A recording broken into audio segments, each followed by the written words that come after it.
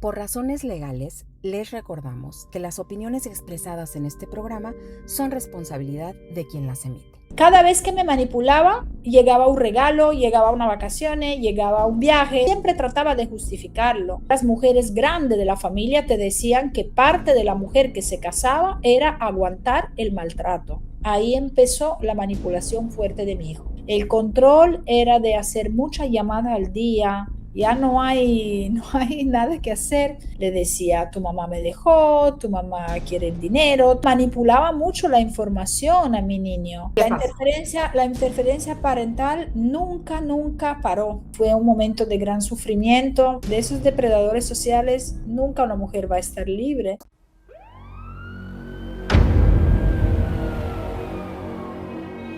Hola amigos, ¿cómo están? Soy Loreta Valle y les doy la bienvenida a una emisión más de RDR Relación de Riesgo. El día de hoy tengo aquí a Simona Petrosi.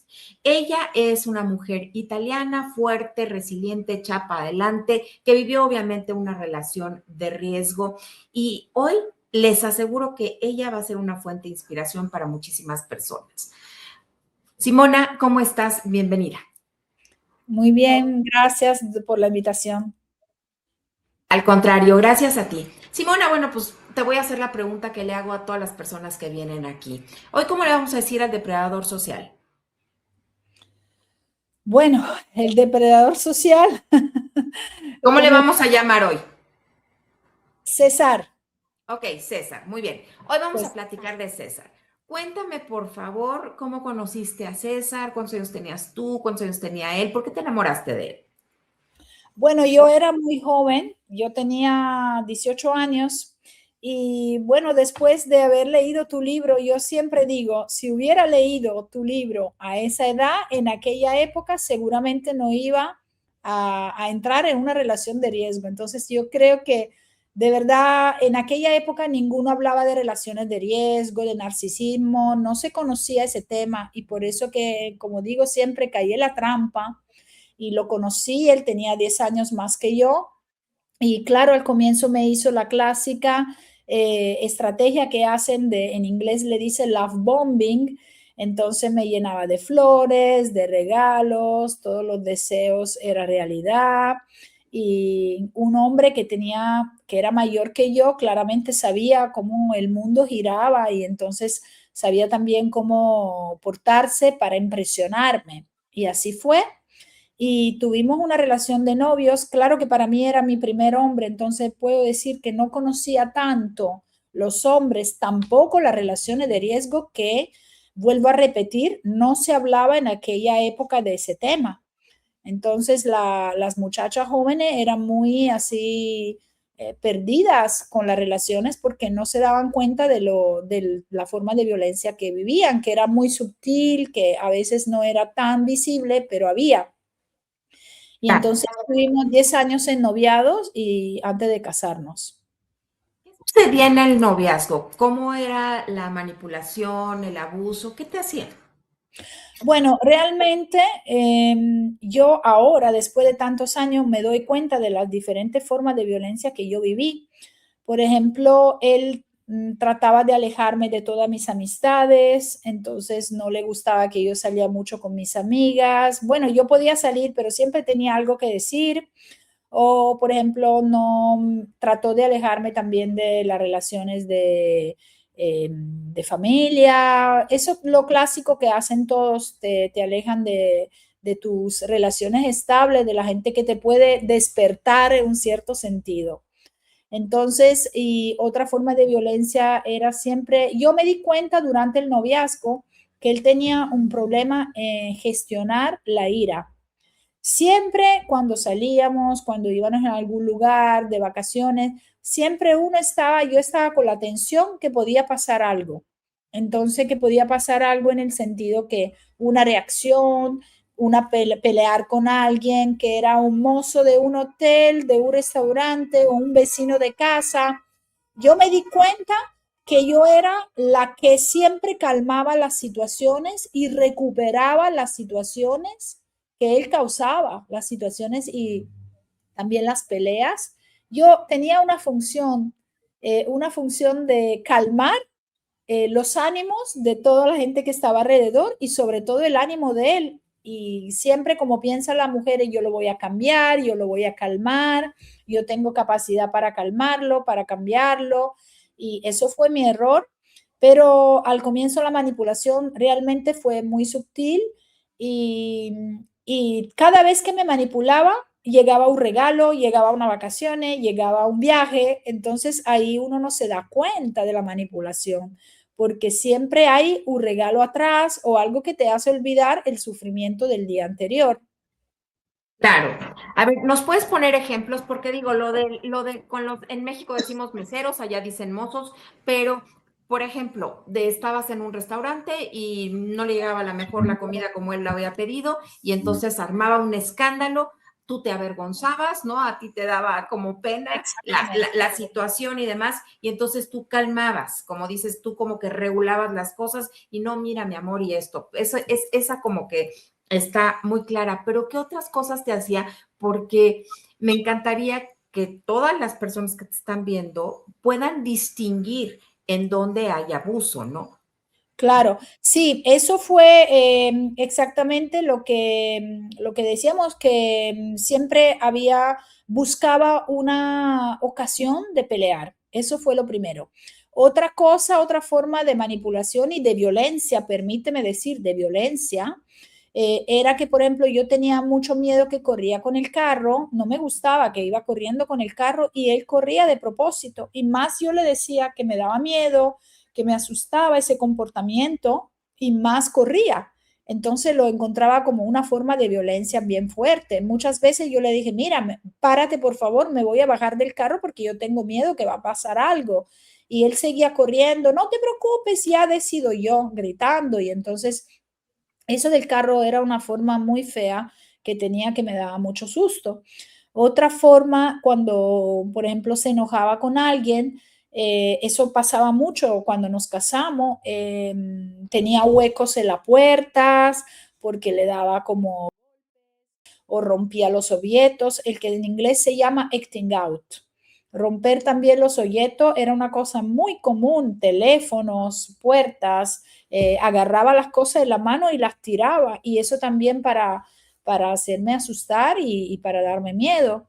Y otra forma también que mis amigas, ninguna iba bien, siempre tenían un defecto, mis amigas tenían, por ejemplo, meterle nombres a mis amigas o como una acción de bulizarlas, ¿no? En el sentido que siempre había algún defecto y una falta de respeto, decimos, para la gente que estaba a mi alrededor, continúa. Y yo siempre que trataba de meter paz. Yo era la mujer que metía paz, pero fue una vida muy complicada porque de verdad, después empezó tratando de bajar mi autoestima, entonces decía que yo no era más bonita como antes, que ya me estaba envejeciendo, que ya no tenía la belleza de cuando era joven, entonces una serie de cosas que también sirven para bajarte la autoestima, pero al final ya me di cuenta que era una forma de manipulación y sobre todo para que tú seas más débil y entonces siendo más débil puede manipular más. Estoy de acuerdo contigo, Simona. Por supuesto que todos los depredadores sociales lo que hacen es aislar a su víctima porque la pueden devastar mejor, ¿no?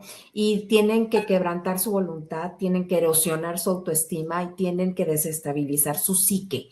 Esos son los propósitos de los depredadores sociales. No, bueno, y aparte de todo, estás joven y estás guapísima. Y algo que la gente se ha de estar preguntando, yo lo entiendo perfectamente bien, Simona, pero aquí en este canal yo me he dado la tarea, porque la gente luego dice, bueno, y entonces, si la maltrataba, ¿por qué se casó después de 10 años? A mí me queda muy claro y ahorita si quieres, yo se los explico desde el punto de vista psicológico, pero tú, ¿qué sentías, Simona, durante esos 10 años? ¿Cómo fue la evolución de esta violencia, de este abuso? ¿Y por qué después de 10 años, a pesar de ser abusada, decides casarte con él? Bueno, déjame decir que lo peor vino una vez que me casé, Durante el noviazgo había estos episodios, pero eran más los episodios de love bombing. Entonces, si tú tienes en 10 años 5, 6, 10 episodios de violencia, decimos, y después tiene como 30, 40 de love bombing, claro que tú sigues adelante. Además que yo soy una mujer muy creyente, soy una mujer de fe, entonces yo no quería romper la relación, porque para mí romper una relación de amor, como yo pensaba que iba a ser, era algo también que era fuera de mis valores. Así que yo decía, bueno, sigo adelante, será nervioso. Siempre trataba de justificarlo. Será nervioso, tendrá problemas en el trabajo. Los hombres a veces son nerviosos. Y también hablando con amistades que no conocen las relaciones de riesgo, que no han leído tu libro, por ejemplo, o cuando en aquella época no se hablaba de esos temas, siempre te contestan, me acuerdo también, amigas, ay Simona, pero los hombres son nerviosos, a veces hay que tener paciencia y eso te hace seguir más adelante. Pasan los años y tú no te das cuenta porque cuando ya estás en un punto que lo quieres dejar o que ya te llega alguna duda en tu cabeza que dices, pero ese comportamiento no es normal. Ahí te llega con el regalo, ahí te llega con las vacaciones, ahí te llega con una carta de amor. Entonces es como si tú te olvidas y ahí también ese fenómeno de la disonancia cognitiva. Tú estás en perfecta disonancia cognitiva, entonces tú crees que eres tú la culpable, que tú no te mereces el amor. Nosotras las mujeres yo veo que a veces tenemos como la idea, sobre todo si no has hecho este desarrollo y ese percurso psicológico que yo también hice, es como si tenemos que merecernos el amor. Siempre estamos para merecer, eso también la sensación que yo tenía, como si me tenía que merecer su amor. Entonces me portaba bien, cocinaba bien, tenía la casa bien, iba a ser buena mamá, entonces era buena mamá, soy buena mamá, creo. Entonces, todo eso porque me ayudaba en merecer su amor. Y por eso que todo el mundo dice, ¿por qué seguiste 10 años con él? La realidad fue que yo estaba en perfecta disonancia cognitiva. Es correcto. Justamente iba a explicar eso. A ver, vamos a recordar algo que yo les digo y les digo y les digo y se lo seguiré diciendo hasta que lo entendamos bien. Hay 5 mecanismos de defensa de la psique, de la mente, ¿no? Y el primero es el refuerzo intermitente. Como tú estás diciendo, te premian, pero te castigan. Entonces, a lo mejor te decía que ya no eras bonita, que ya estabas perdiendo tu juventud y demás. Y ahí, pues, obviamente tenías un subidón de cortisol en el cerebro, la hormona del estrés en todo tu cuerpo. Y entonces tu mente necesitaba tener paz, tener calma. Y después llegaba él con la carta de amor y entrabas en la disonancia cognitiva porque tu mente está diseñada para sobrevivir y para el placer inmediato. Entonces, en ese momento, pues tú minimizabas el hecho, lo racionalizabas, lo justificabas, etcétera, y ahí te vinculabas más por trauma con tu agresor, ¿no? Con César. Esta vinculación no era un vínculo por razones correctas, sino al contrario, era una vinculación por el trauma, por la ausencia de tanto cortisol. Y de ahí cada vez entrabas más en dependencia y cada vez entrabas más en indefensión aprendida. Y ese es el ciclo que nos hace quedarnos en las relaciones de riesgo que tenemos todos que comprender. Por eso cuando dicen, no, bueno, pues es que se queda por tonta o se queda por interesado o se queda porque le gusta el maltrato, lo que sea. No, no es cierto. Esto no es cierto. Una persona, hombre o mujer, porque esto también le estudia a los hombres, se queda en una relación de riesgo porque siente que no tiene recursos para poder salir de la relación de riesgo y por eso los depredadores sociales aíslan a las víctimas para que entren en este ciclo vicioso. ¿Así es como te sentías, Simona? Sí, también quiero decir que es parte de la cultura, en el sentido que, por ejemplo, yo soy italiana y en la cultura italiana, que es, hablamos claro, un poco machista, porque así es, entonces la cultura italiana hay que decir que a veces, por ejemplo, las mujeres de mi familia, las abuelas, tú le dices y que estás realmente viendo que hay cosas que no son normales y te dice, mira, los hombres son así, una buena mujer soporta también, aguanta también una buena mujer aguanta esos momentos difíciles de los hombres. Entonces también eso viene de una cultura donde a veces la violencia es parte del machismo y entonces es como si tú le hablas de unas cosas y te dicen, porque ahora yo creo que las jóvenes de hoy ya están un poquito más preparadas, pero en mi época no había esa preparación y también las mujeres grandes de la familia te decían que parte de la mujer que se casaba era aguantar el maltrato. Ni siquiera, Correcto. ni siquiera se podía dar un nombre a ese maltrato, porque no se le daba un nombre a esas formas de violencia. Es correcto. E infortunadamente todavía hay muchísimo estructura patriarcal, mucho machismo, y por eso pues hay tanta violencia a nivel mundial. Hay países en los que hay más, hay países en los que hay menos, pero sí. México, por ejemplo, pues tú sabes que yo soy de México, e Italia son países con muchísimo niveles de violencia y mucho machismo aún, ¿no? Entonces, a ver, 10 años de noviazgo, te casas, te embarazas, tienes un solo hijo, ¿verdad? Sí. Entonces, te casas, te embarazas, ¿y qué sucede cuando te embarazas? Bueno, yo quedé embarazada y porque realmente yo quería una familia, quería un hijo, yo creía mucho en la familia. Yo me casé porque creía mucho en la familia y quería una familia. Esa es la realidad y fue lo que me impulsó mucho a casarme. Y bueno, cuando ya nació mi hijo, ahí empezó más el maltrato, sobre todo en la educación de mi hijo. Yo me acuerdo que yo siempre creo que fui buena mamá, yo soy del signo del cáncer, entonces la maternidad es algo que la mujer del cáncer tiene adentro en la sangre, como digo yo, y de verdad yo era muy metida en el cuidado de mi hijo. Pero, por ejemplo, él empezó a decirme que yo no era buena en eso, me quitaba mucho el rol de mamá. Eso pasó desde el comienzo de quitarme mi rol de mamá y como veía que yo era muy pegada a mi hijo, empezó, bueno, yo me doy cuenta ahora que de verdad yo era muy diferente a él, no teníamos los mismos valores. Yo me casé con una persona que no tenía los valores míos. Por eso que ahora digo, uno puede ser diferente, pero los valores tienen que ser comunes. Y los valores tú los ves mucho en la educación de tus hijos, porque una cuenta es tener un novio, una cuenta es compartir un hijo. Si yo tengo valores diferentes del papá, claramente con valores diferentes es muy difícil crecer un hijo, porque yo creo en la educación, en el respeto, en la cultura, en toda la forma, decimos, en los valores buenos para el desarrollo de un hijo y él tiene valores diferentes a mí. Entonces ahí es donde se encuentran los problemas. Decimos que con el nacimiento de mi hijo fue más fuerte la crisis fue mucho, mucho más fuerte y entonces ahí me di cuenta que realmente tenía que hacer algo porque no podía seguir hacia adelante, no podía seguir hacia adelante, el maltrato fue más fuerte y yo hice de todo para salvar mi matrimonio, pero él era siempre mucho más nervioso y empezamos a trabajar juntos también, a tener actividades juntos profesionales. Y ahí fue también difícil porque trabajando juntos yo tenía una forma de tratar a los empleados, a la gente que trabaja con nosotros con respeto.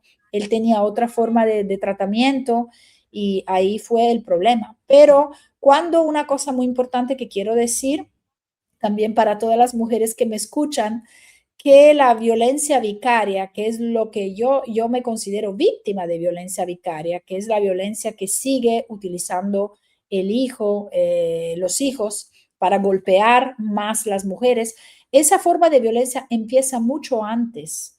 Cuando ya esos predadores ven que tú estás ya para dejarlos, que estás pensando de dejarlos, ellos empiezan inmediatamente a manipular los hijos.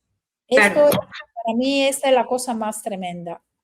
Pero no nos adelantemos, vamos a regresarnos un poquito a qué formas, ahorita vamos a platicar de la violencia vicaria, Simona, pero ¿cómo es que tú vas tocando fondo? Porque dices que nace tu hijo y la violencia aumenta. ¿Qué es lo que te hacía César? ¿Qué pasaba? Bueno, me maltrataba muy mal frente a las personas, por ejemplo, cuando estábamos con amigos, con gente del trabajo, yo decía algo y él tenía, para decir, también la forma de humillación, ¿no? Como de humillarte, en vez de decir, mira, no comparto contigo eso, no estoy de acuerdo, de una forma calma, como tendría que ser, que hacer una persona que tenga respeto para los demás. En vez era una forma siempre muy, con mucho poco respeto. Y no hablé de mi hijo porque eso pasó muy desde el comienzo. Cuando ya mi hijo nació, ya empezó esa forma de maltrato utilizando a mi hijo y sobre todo bajándome la autoestima como mamá. Si te puedo decir la forma más fuerte de violencia que yo tuve en el noviazgo y a la que dije, ¿no? Pero cuando nació mi hijo, la forma más fuerte fue en la relación con mi hijo. Entonces, eso Te realmente. desacreditaba, él te desacreditaba como mamá, ¿qué te decía?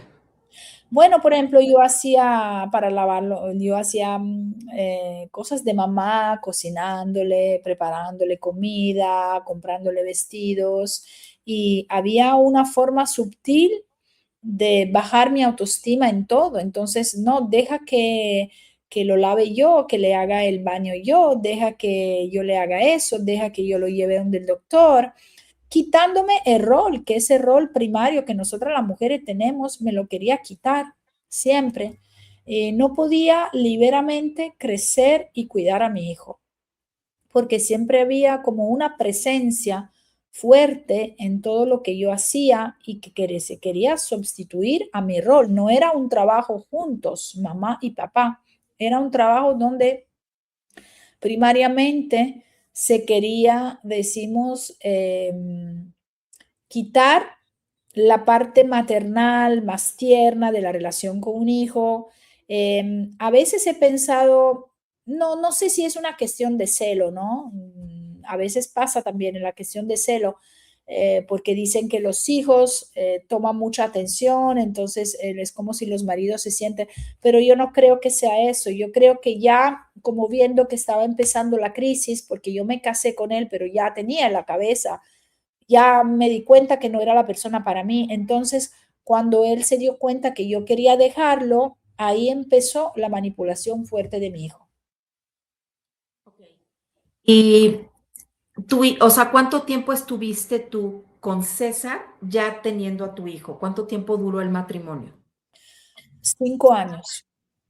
Y en esos 5 años, César se dedicó a sembrarle cosas a tu hijo, a restarte autoridad y a desacreditar tu maternidad.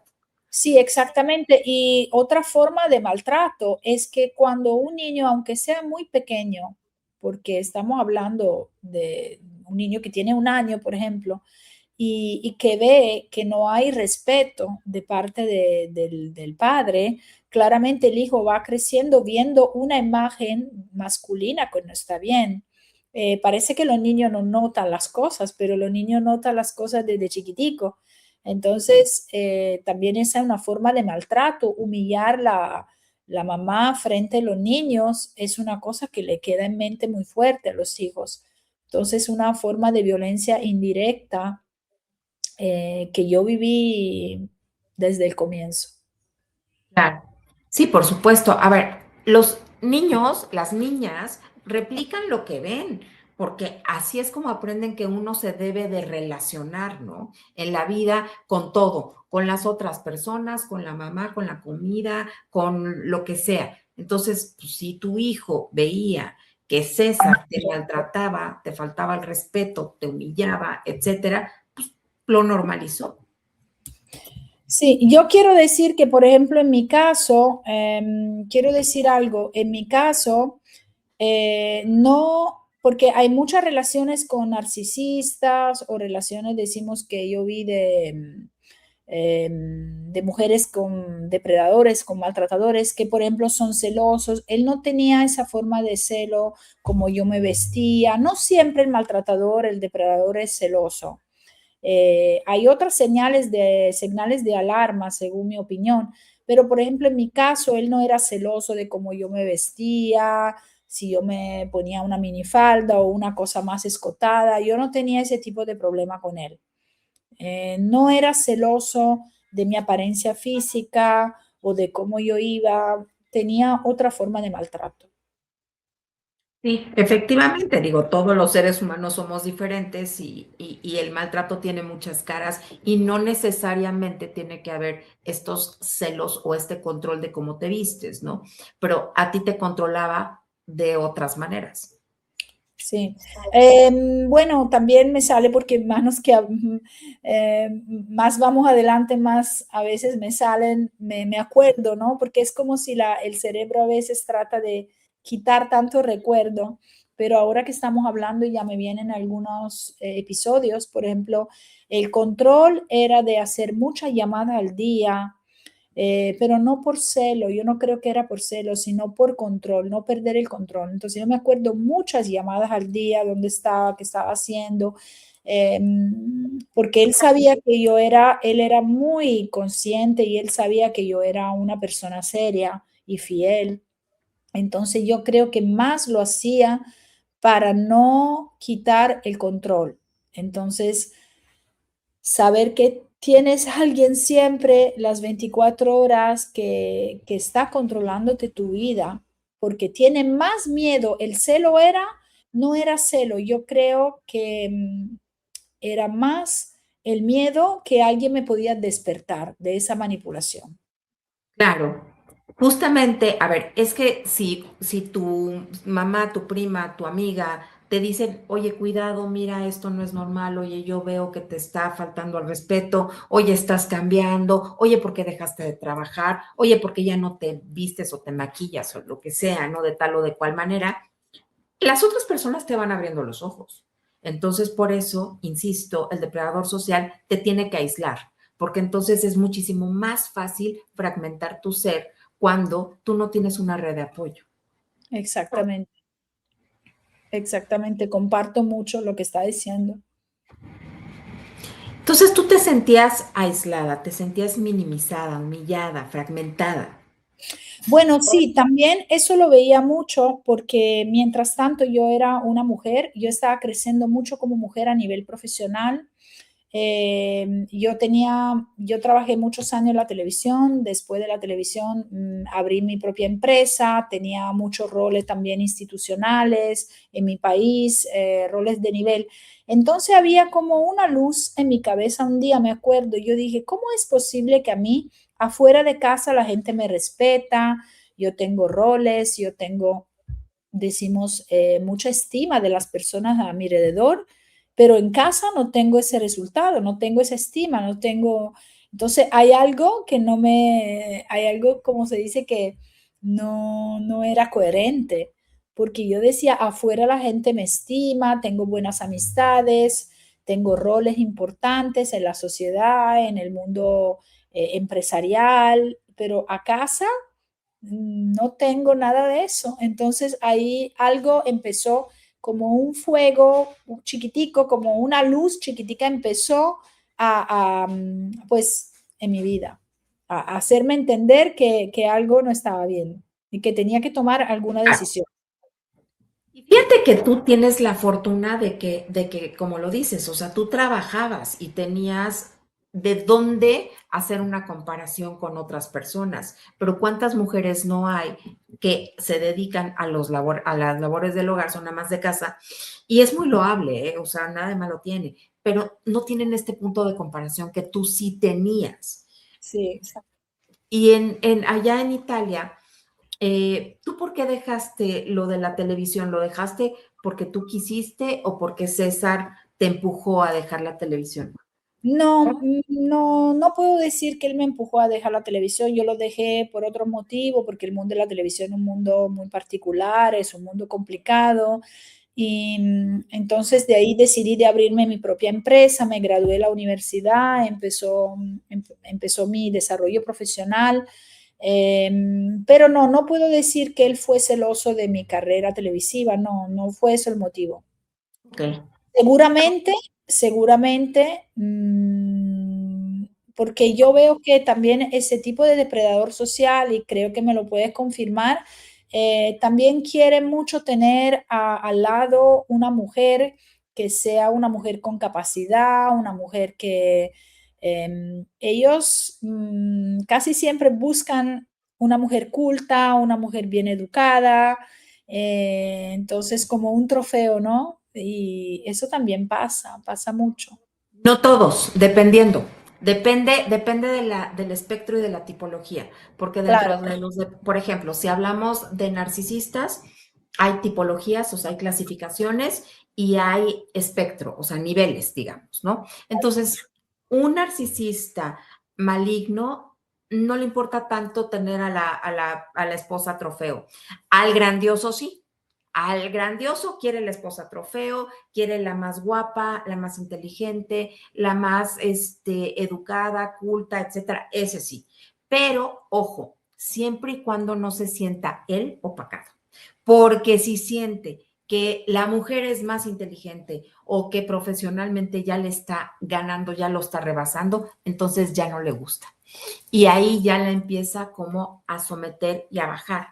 Pero fíjate cómo, César, a ti no le importaba, o a lo mejor tal vez hasta le gustaba que tú profesionalmente tuvieras tus logros y tus éxitos, pero te sobajaba como mamá.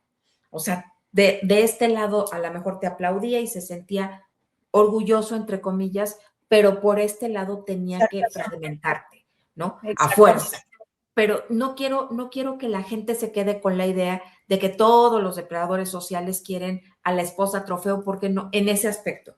Porque a lo mejor, por ejemplo, el narcisista comunitario se busca una mujer toda recatada, toda sumisa, que no se maquille, que no se arregle, que esté muy, muy, muy en la comunidad religiosa, ¿no? Que sea parte activa de la comunidad religiosa, no le importa si es bonita físicamente, o sea, le importa como que sea muy virtuosa, Sí, ¿no? sí, muy verdadero. Entonces, sí, depende de eso. Seguramente, digo, yo ni conozco a César y no puedo hacer un diagnóstico clínico, pero seguramente, o sea, la tipología del narcisista, en el caso de César, puede haber sido a lo mejor grandioso y por eso una mujer como tú, ¿no? Sí, sí.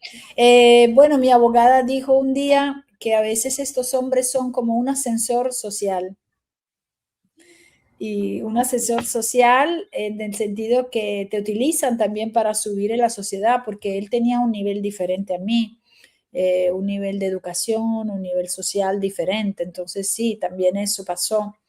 Pero yo traté de ser siempre muy humilde, yo en esa parte soy una persona, me considero una persona humilde, entonces nunca le hice pesar la diferencia de educación, de social. Lo que pasa es que a veces, aunque tú te quedas callada, no dices nada, no haces nada, pero ciertas personas como si saben todo de ti y no hay necesidad que uno hable, que cuente lo que sabe hacer. A veces yo me doy cuenta que son como celosas, tienen celo de tu paz, de tu equilibrio y de tu paz. No sé si eso puede No, pasar. a veces no, siempre. A ver, el objetivo de ellos es desestabilizarte para poderte depredar. Y sí es cierto, son trepadores sociales. A ver, ellos, todos los depredadores sociales y las depredadoras sociales, siempre lo que están haciendo es cosificar a las personas. La pareja, los amigos, quien sea, incluso los hijos son objetos para ellos. Exactamente. Entonces, úsese y deséchese. Se quedan en la relación sentimental, amistosa, laboral o lo que sea, siempre y cuando puedan seguir sacando un provecho, puedan seguir utilizando a la persona. Y hay algunos que utilizan al otro para escalar socialmente, sí. Pero si no te pueden utilizar, nunca van a entablar una relación contigo, porque para esas personas, las otras personas son objetos y no son seres humanos. Exactamente, sí, es así.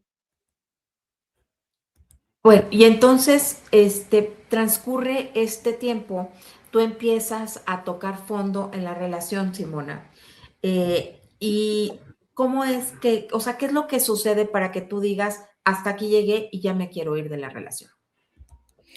Bueno, yo empecé, como dije, cuando nació mi hijo, ahí me vino más la gana de irme porque más que todo habían dos cosas. Lo primero es lo que dije antes, que yo decía, ¿cómo es posible que afuera la gente me respeta, me quiere y adentro de mi casa no es así?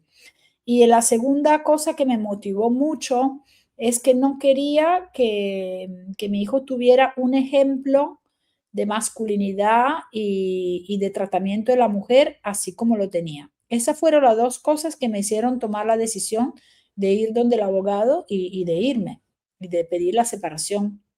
Entonces, eso fue las dos cosas de verdad fueron las que me impulsaron en tomar la decisión. Pues cuando tu hijito tenía 5 años, es que tomas la decisión y tú terminas la relación. Obviamente, no creo que lo tomó bien, ni modo que te dijo, ay, sí, mi amor, no pasa nada, vamos a divorciarnos, todo va a estar bien. ¿Qué sucedió? Es que realmente yo antes pedir la separación, yo lo pensé muchísimo, yo hice de todo, yo fui donde mi padre espiritual, hice terapia de pareja, yo hice de todo para no separarme porque no quería, siempre porque adentro de mí había esa gana de cambiarlo, de calmarlo, de arreglar las situaciones, pero después ya me di cuenta que no era posible. Me acuerdo que incluso mi padre espiritual me dijo, ay Simona, ya es la hora de irte, ya no hay, no hay nada que hacer. Y empezamos una terapia de pareja, pero como típicamente hacen ellos, vino la primera vez, se enfadó, se enojó con con la terapeuta y no quiso venir más. Entonces yo hacía terapia de pareja sola, porque él decía que él no tenía ningún problema hasta que la terapeuta me dijo, pero Simona, ya no puedo seguirte porque no es terapia de pareja, estás viniendo solamente tú. Y porque la única vez que vino, él fue agresivo también con ella. Y entonces ahí ella me dijo, Simona, no hay nada que hacer. Decimos que esas dos personas, el padre espiritual y la terapeuta, me ayudaron bastante para tomar mi decisión. Y, y de ahí sí, pedí la separación y él me dijo, mire, tú me estás pidiendo la separación y entonces eso lo vamos viendo porque él no estaba de acuerdo, porque él me decía que todo el mundo estaba hablando de la linda pareja que éramos una pareja perfecta, que no teníamos ningún problema, que éramos bonito en todos los sentidos y entonces no aceptó la separación para nada y ahí empezó esa forma de violencia vicaria de lo que hemos hablado antes. Pero, ¿cómo es que se va dando esta violencia vicaria para que les quede muy claro? O sea, porque, a ver, tu hijo tiene 5 años, te divorcias y ¿qué sucede? Bueno, mi hijo siguió creciendo conmigo. También aquí hay que decir que en Italia tenemos un problema en los tribunales, cuando una pareja se separa, tenemos el SAP, la síndrome de alienación parental, que es muy fuerte aquí en Italia, en los tribunales.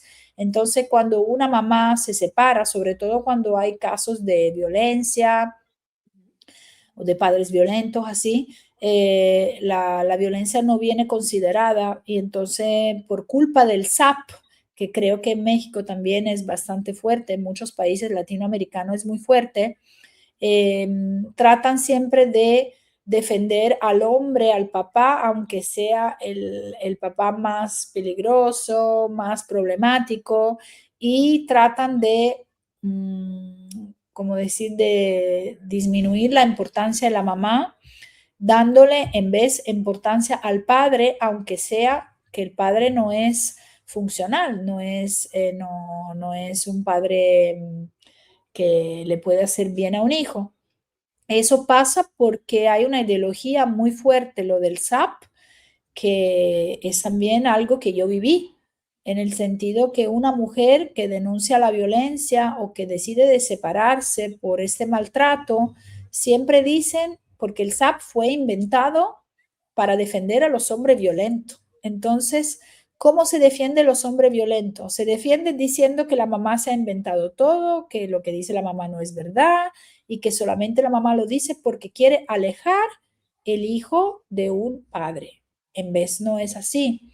Entonces, de ahí empezó, porque otra cosa que hacen esas personas, yo claramente me quería separar de la forma más, decimos, más tranquila, no quería hacer una separación o un divorcio de largo tiempo, quería hacerlo de la manera más tranquila y sobre todo menos dolorosa para mi hijo. Pero eso es casi imposible porque la gana de pelear que tienen se manifiesta también en la parte de los procesos, en la parte judicial. Entonces es una verdadera persecución judicial que hacen. Claro. Quiero decir que efectivamente, ¿no?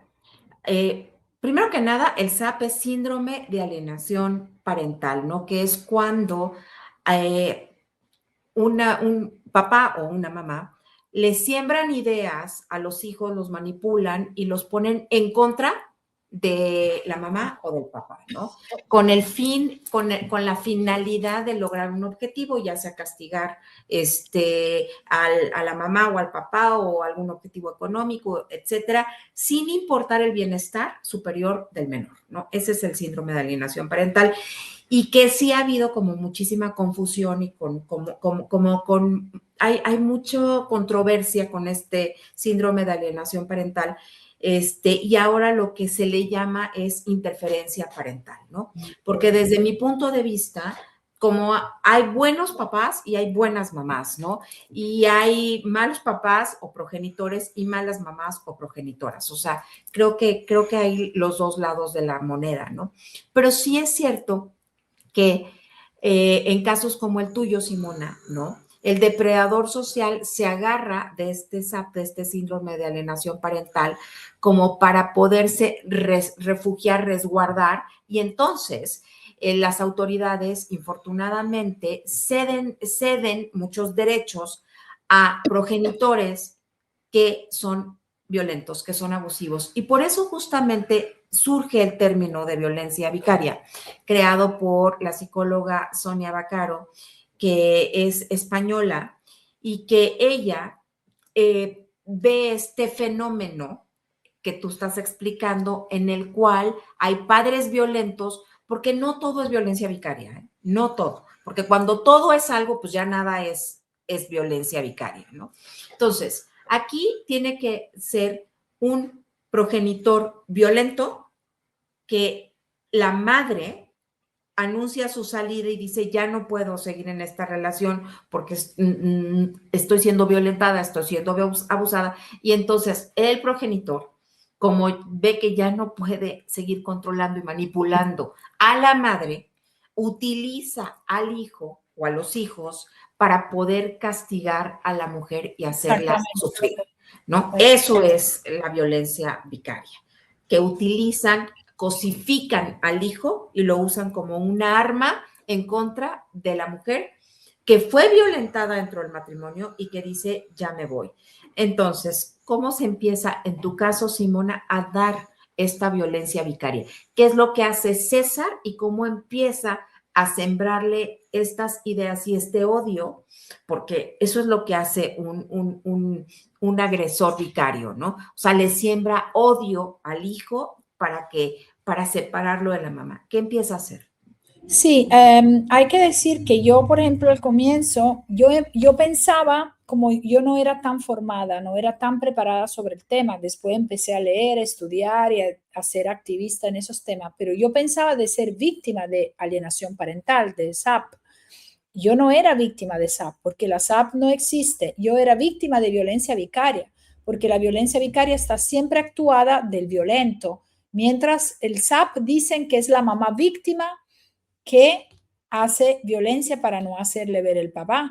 Entonces yo también estaba muy confundida con eso y después entendí que yo era víctima de la violencia vicaria porque eso es lo que hace el violento, no la mamá víctima. Por eso que el SAP no existe y existe la violencia vicaria verdaderamente. Entonces, lo que me pasaba para dar ejemplo del cotidiano, ¿no? Que lo que creo es útil en ese programa, Bueno, claro que me di cuenta que no le hablaba mal, no le hablaba bien al niño de mí. Entonces le daba una imagen de mí que no era la correcta. Le decía, tu mamá me dejó, tu mamá quiere el dinero, tu mamá quiere la casa, que eran pura mentira, porque yo no pedí, yo pedí el dinero para crecer a mi hijo y la casa, que aquí en Italia cada mujer que se separa te dan una casa solamente para el tiempo de crecer a tu hijo. No te pueden botar en la calle, claramente, a una mamá con su hijo. Entonces, ahí también manipulaba mucho la información a mi niño. Manipulaba la información, le daba informaciones que no son verdaderas. ¿Cuál fue mi error? Si puedo decir una cosa, la quiero decir para ayudar a las mujeres. Mi error fue que yo como soy, yo era muy honesta en el sentido que nunca dije la verdad a mi hijo sobre cómo estaban las cosas. Yo nunca le dije la verdad. Decir la verdad, usted me enseña que no es hablar mal del otro progenitor. Una cosa es hablar mal, una cosa es decir la verdad. Eso lo entendí después de tiempo, ¿no? Pero yo, como siempre, estaba muy convencida que no se tiene que hablar mal del otro progenitor a los niños porque es un error y es una cosa que hace mucho daño a los niños. Entonces, mi error fue que yo no le dije nunca la verdad, que es otra cosa diferente. Decirle la verdad a un hijo es decir los hechos, porque cuando ellos tienen dos verdades pueden elegir cuál es la verdad. Entonces, en mi caso personal, yo no quería decirle la verdad de cómo estaban las cosas porque yo no quería crearle una herida ulterior a mi hijo con mi realidad. Entonces, él creció con una realidad, con una verdad, perdón, con una verdad, no con la mía. Entonces, yo siempre ahora recomiendo y digo que si me hubiera pasado eso y yo era una mujer más formada, como soy ahora y como no era en aquella época, seguramente yo iba a decir la verdad, que no es para hablar mal, no es para nada platicar mal, hablar mal, es decir la verdad. Y eso yo lo pagué, porque no diciéndole la verdad, el hijo crece solamente con una verdad, no con la verdad de los dos, de cómo estaban las cosas. Ese fue el error más grande que a veces la mamá hacen. Y entonces como si yo le dejé creer lo que le estaban contando, aunque era mentira, aunque era manipulación. Y eso sí es un error que yo hice y que para mí no se tiene que hacer. Pero bueno, también quiero decir que es verdad que viví una situación muy difícil con mi hijo, que lo manipuló, pero la mamá, si se mantiene estable, eso es el trabajo que yo siempre hice, mantenerme estable, con un centro, como se dice en italiano, mantenerse con un centro y sobre todo mantenerse estable. Ahí te das cuenta que tú eres un punto eh, importante de la vida de tus hijos. Eso siempre lo traté de hacer. Entonces hice el error de no decir la verdad, pero hice, seguramente tengo el mérito de ser siempre muy estable como mujer, con, Eso, cuidando mi equilibrio. claro, eso es maravilloso y yo te doy la razón. Fíjate que ese es un patrón que yo veo que todas hemos cometido ese mismo error, ¿no? En esas versiones que fuimos antes. Y yo también siempre con las personas que yo trabajo, con las mujeres que yo trabajo individualmente, les digo, no le hables mal, pero dile la verdad, ¿no? Porque sí crecen con una realidad distorsionada. Yo creo que una cosa es el hecho, una cosa es, imagínate nada más que podemos grabar, ¿no? O sea, es una película la vida y podemos grabar. Bueno, Claro. pues, si yo ahorita tomo este vaso, pues estoy tomando el vaso con agua y se queda grabado, ¿no? Eso es un hecho. No es que yo te diga que tomé el vaso con agua, queda grabado. Entonces, eso es lo que yo les explico. Los hechos que quedan grabados, ¿no? O sea, el que, por ejemplo, ¿no? El que un hijo te diga, oye, pero es que mi papá me quiere y que nosotros le digamos, ay, claro que sí, mi vida, ¿cómo crees que no te va a querer si es tu papá? Bueno, pues eso es una mentira, porque los depredadores sociales no tienen capacidad de amar. Y no es que nosotros le vayamos a decir al niño o a la niña, no, no te quiere, sino que a lo mejor No sé, mi amor, pregúntale a tu papá, pero yo te amo con todo mi corazón, mi cielo, yo Exactamente. aquí estoy, yo esto, yo lo otro, pero no reforzar el, claro que sí te ama, pues es tu papá, ¿no? Entonces hay que hablar con la verdad Muy al nivel importante. de los Esas hechos. son Sí, palabras de oro. Muy importante, gracias. sí, exactamente. Yo te doy la razón porque yo también cometí ese error. Y lo cometiste tú, lo cometí yo y lo hemos cometido muchísimas otras mujeres. Porque yo creo que cuando una persona, una mujer es honesta en todas las relaciones humanas, también con los hijos. Y yo creo que también es una parte de la honestidad. No sé si está de acuerdo, pero es una parte de ser honesta. Un día una psicóloga me dijo, señora, usted tiene que terminar de ser tan honesta. Trate de hablar otro idioma, el idioma de la honestidad. Hay que decir la verdad, que no significa ser deshonesta, sino decir la verdad. Entonces, No, sí, te doy la razón. Y entonces, Simona, ¿qué pasa? O sea, transcurren los años, él, o sea, César va haciendo esta interferencia parental. ¿Y sí, qué pasa? la interferencia parental nunca, nunca paró, porque yo, otra cosa que quiero decir, que ellos manipulan, él manipula también, por ejemplo, al teléfono, siempre, la misma manipulación que tenía conmigo, la tienen con los hijos, en el sentido que es como si los hijos, yo digo una cosa que me pasó a mí, quieren crecer los hijos a su imagen, totalmente a su imagen. Entonces, como una propiedad que quieren quitarle la libertad de elegir las cosas. Y yo, a mí me tocó hacer un trabajo grandísimo con mi hijo, que gracias a Dios, mi hijo ya es grande, tiene 20 años, pero porque yo hice un trabajo dificilísimo y muy, muy duro, haciéndole ver que el ejemplo de tratar, por ejemplo, el respeto para las personas, que tratar, eso fue un problema que yo tuve, porque él tenía una imagen de dos papás muy diferentes en eso, una mamá que tenía mucho respeto a los demás, porque es mi forma de educación, mi forma de familia, de lo que yo vengo, y su forma y la forma del padre, que es totalmente distinta de la mía. Entonces, a veces un hijo se siente confundido, dice cuál es la mejor opción para elegir. Entonces, a mí me tocó hacerle ver en los años, siempre, gracias a Dios, él vivió conmigo, vivió conmigo, pero siempre con esa manipulación las 24 horas telefónica, porque otra cosa que yo hice, yo nunca le quité la figura del padre, yo siempre lo mandé con su padre, siempre le hice frecuentar su padre, nunca puse como frenos a la frecuentación paterna, pero me doy cuenta que es como si cuando tú haces un hijo, la verdad es que cuando tú tienes un hijo con un progenitor de ese tipo, es como si tú le tienes que dar las herramientas para que se proteja de esa relación. No sé si lo puedo explicar, seguramente lo explicas mucho mejor tú, pero el sentido es que hay que darle las herramientas para defenderse, porque ellos también, los hijos, están en total disonancia cognitiva,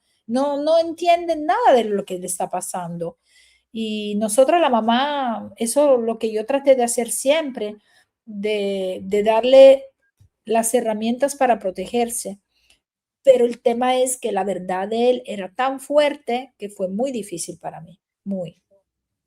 Sí, así es. Es que es algo muy complejo, es algo muy complicado, porque imagínate nada más si para nosotras que somos adultos nos cuesta mucho trabajo no entrar en disonancia cognitiva, no entrar en este ciclo que ya expliqué. Imagínate los niños chiquitos, ¿no? Que los niños necesitan que su papá sea su héroe y su mamá sea su heroína. Eso es una cuestión de Exactamente. supervivencia. Entonces, para ellos es muy complejo, es muy difícil el tener una idea real de lo que es, en este caso, su papá, el depredador social, y en otros casos, la mamá, porque también hay depredadoras sociales, y eso siempre lo voy a recalcar. Entonces, en este caso, pues tu hijo, pues sí entraba así como que, ¿cómo, no? ¿Cómo le voy a hacer? Y yo siempre les digo a ustedes que hay 5 reglas de oro para poder tratar con depredadores o depredadoras sociales, ¿no? Uno es no te enganchas.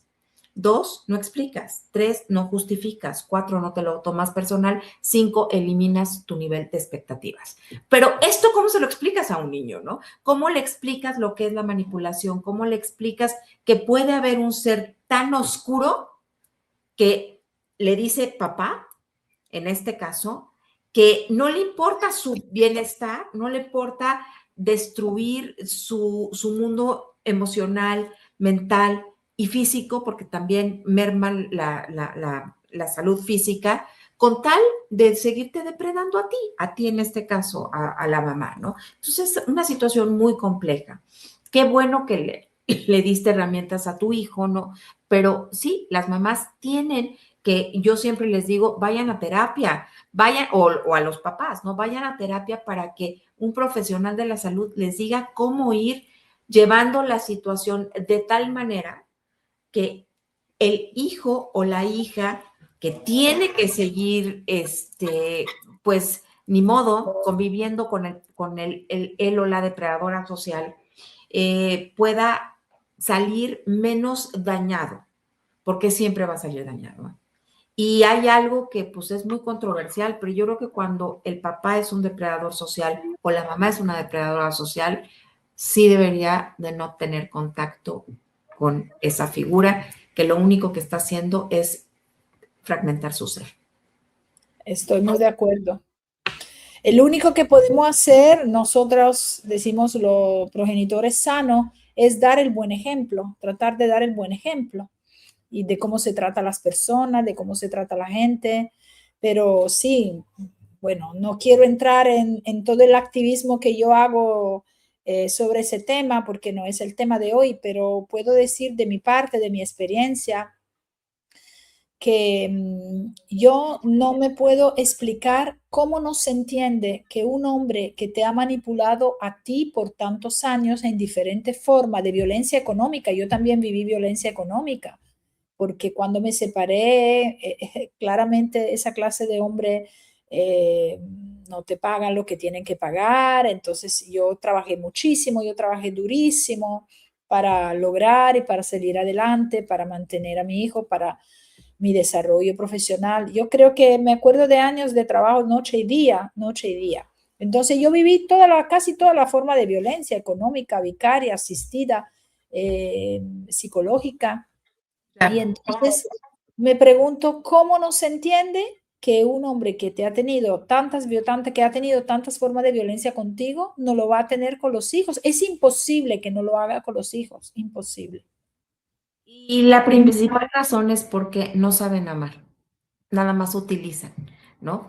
Y bueno, Simona, entonces transcurren los años, tú primero afortunadamente sí estás con tu hijo, pero luego se va con César y por eso encaja justamente en la violencia vicaria, ¿no? Porque rompen momentáneamente, pero rompen el vínculo materno-filial.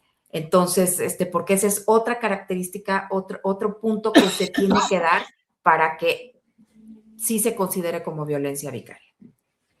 Sí, estuvo siempre conmigo, pero por 2 años se fue con él y fue muy difícil para mí en esos 2 años porque lo veía muy poco. Claro, me lo quitó en el sentido que lo tenía muy lejos de mí y fue un momento de gran sufrimiento. Después ahora está conmigo, regresó, estamos juntos, pero claro, sí, veo que claramente fueron momentos muy difíciles y donde yo trataba de, aunque no lo veía muy seguido en esos 2 años, pero siempre he tratado de hacerle ver y sentir mi presencia, siempre.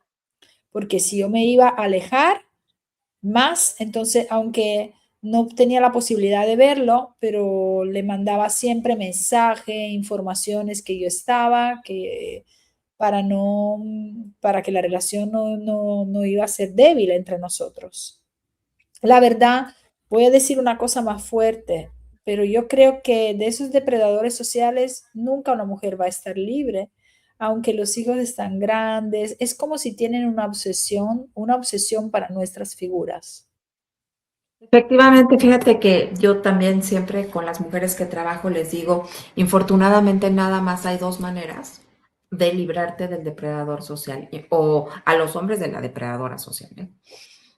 Número uno, que encuentre una mejor fuente de suplemento narcisista para que a ti te deje en paz, ¿no? O sea, ya tiene otra persona que se engancha mejor que tú y que le hace vivir estas montañas rusas emocionales y le da su coctelito químico que tanto le gusta, número uno. Y número dos, o sea, o le pasas la estafeta a otra persona y entonces está entretenido con esa persona. Infortunadamente, que cuando se pelee con esa persona o cuando termina con esa persona, vuelve la atención hacia ti, aunque tú ya hayas cambiado, porque en su psique, en su mente, tú sigues siendo esa proveedora de ese suplemento narcisista, de ese coctelito químico que tanto les gusta o que dejen de existir en este plano terrenal. No hay otra manera de quitártelos de encima, porque sí tienen una obsesión y no porque tú seas, no porque te amen, no porque les gustes, no, porque les gusta la manera en que se enganchaban contigo. Sí, y sobre todo porque tú te has permitido de dejarlos, de mandarlos al diablo. Entonces no perdonas que tú te has permitido de mandarlos al diablo. Y por eso que dicen, y igual dicen, como tú me has mandado al diablo a mí, como tú no me amas, no te tiene que amar tampoco tu hijo, Ni tu hijo ni nadie, ni ni nadie. tu hijo ni nadie, pero quiero que quede claro que no es una persona, o sea, no es que seamos nosotras, ¿no? O en el caso de los hombres, no, es lo que le hacíamos sentir. Es ese enganche neuroquímico específico que X persona le hacía sentir. Y acordémonos que todas las relaciones de riesgo con depredadores sociales son relaciones de control y de poder. Entonces, no soportan perder el control, no lo soportan. Entonces, como ya no te pueden poseer, como ya no te pueden controlar, entonces se abocan a destruirte la vida. Claro, Es por eso, ¿no? claro. Así son las relaciones con estas personas. Bueno, Simona, y entonces afortunadamente después de esa separación, después de ese intento de desconexión con tu hijo, ya lo tienes contigo. ¿Y cómo es tu vida hoy? Bueno, no, mi vida hoy es, claramente hay consecuencias de todo, como dije, hay consecuencias de todo en mi vida personal como mujer. Seguramente la consecuencia es que ahora estoy muy atenta, que sé reconocer las señales de alarma. Entonces, cuando se me acerca una persona que no tiene cierta característica o que veo que es similar, porque tengo que decir que después de mi divorcio tuve otras relaciones de riesgo. Entonces, pero siempre duraron menos tiempo. Entonces ya decimos, muy bien en eso porque eh, pasé 15 años para dejar a mi marido, después 5 años en otra relación, después 3, después 1 y después 3 meses. Entonces ya me doy cuenta muy rápido de cuando la relación es de riesgo. Entonces, mi vida hoy es la vida de una mujer consciente que sabe reconocer bastante bien una relación de riesgo, que sabe estar bien sola, porque esa es otra cosa muy importante de la Simona de hoy. Yo sé estar muy bien sola. Yo tengo buenas amistades, tengo mi trabajo, tengo mi hijo, decimos que en este momento, después de tantos años de sufrimiento, de verdadero sufrimiento económico, personal, social, maternal, hoy me siento con mucha paz y sobre todo sé estar sola. Si quiero ir al cine y verme una película sola, yo voy sola. Si tengo ganas de ir al restaurante chino y no tengo una amiga que esté disponible, yo me voy sola. Entonces, estar sola creo que es un aprendimiento, es algo que yo he aprendido en los últimos años y lo tengo muy fuerte, muy claro. Y como digo siempre, una persona que se me acerca tiene que ser un valor añadido, no tiene que ser ni un peso, ni un dolor, ni un sufrimiento, ni una relación de riesgo.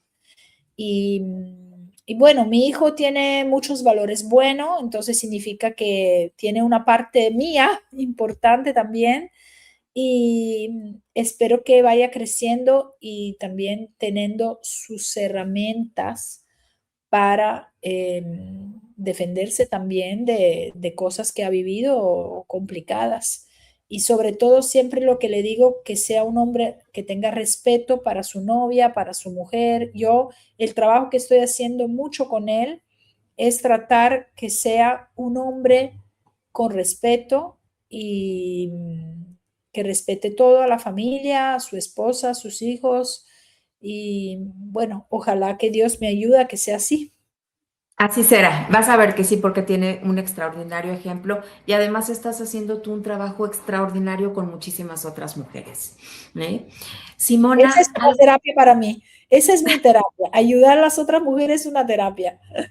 claro, le has dado un sentido maravilloso a todo esto que te sucedió. Has logrado transformar todo el sufrimiento, todo el dolor en sabiduría y eso le da sentido a tu vida. Yo te felicito enormemente toda la labor que estás haciendo. Me va a encantar conocerte personalmente algún día. Digo, porque ahorita pues tú estás en Roma, yo estoy acá en la Ciudad de México, pero en algún momento lo vamos a poder hacer, ¿eh?